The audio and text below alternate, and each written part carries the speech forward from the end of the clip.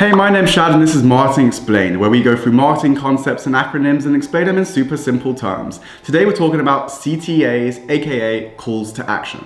Get my cash right, cause I spent it all last night, said I'm good to go. A call to action, or CTA, is simply a button or link on your landing page or other type of asset where you're driving a user to take action straight away. You want the user to have the utmost intent and to take the action immediately on the page without leaving. So call to actions tend to be things such as buttons, forms, or other types of links on the page where you're getting the user to take the action, right there and then. Call to actions might be for basically anything. It might be to subscribe to a newsletter, to your YouTube channel. It might be to get them to download an ebook or go through a calculator and find their results. Call to actions tend to be very bold and big, and you're usually using them in order to make the user think that they have no other time or they don't really want to second guess, and that is really important for them to do it right now.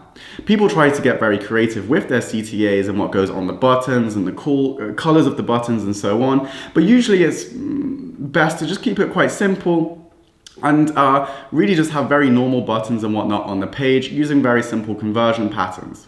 You don't want to get too fancy with CTAs because when you do that, you're usually lacking conversion for the sake of aesthetics and a little bit of ego.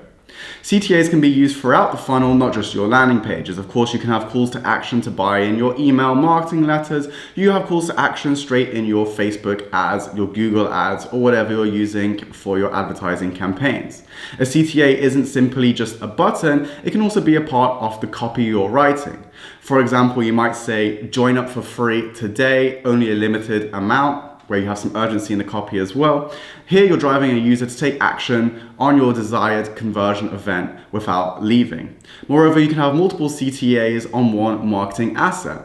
On a landing page, for example, as you're scrolling down, you might have a CTA to watch a video, you might have CTAs to go straight to the checkout page, you might have CTAs to subscribe to a newsletter. When a user tries to leave the page and go onto another part of their browser or just to exit that specific tab where they're on your landing page, you might have what's called an exit intent pop-up where you have a CTA to subscribe to your newsletter.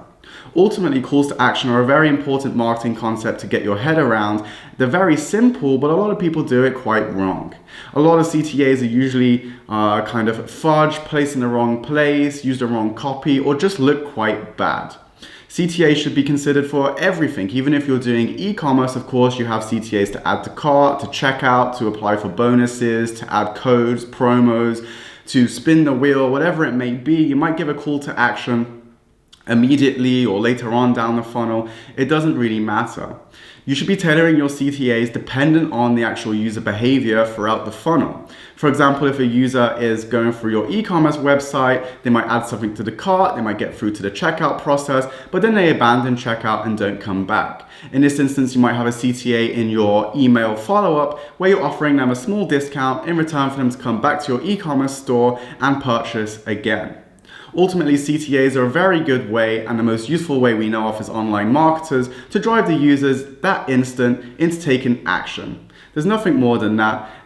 Don't worry about it. It's very basic, and as you develop your marketing skills, you're going to get better at understanding where to place CTAs, how to put them and tailor them throughout the funnel, and also what should go on them.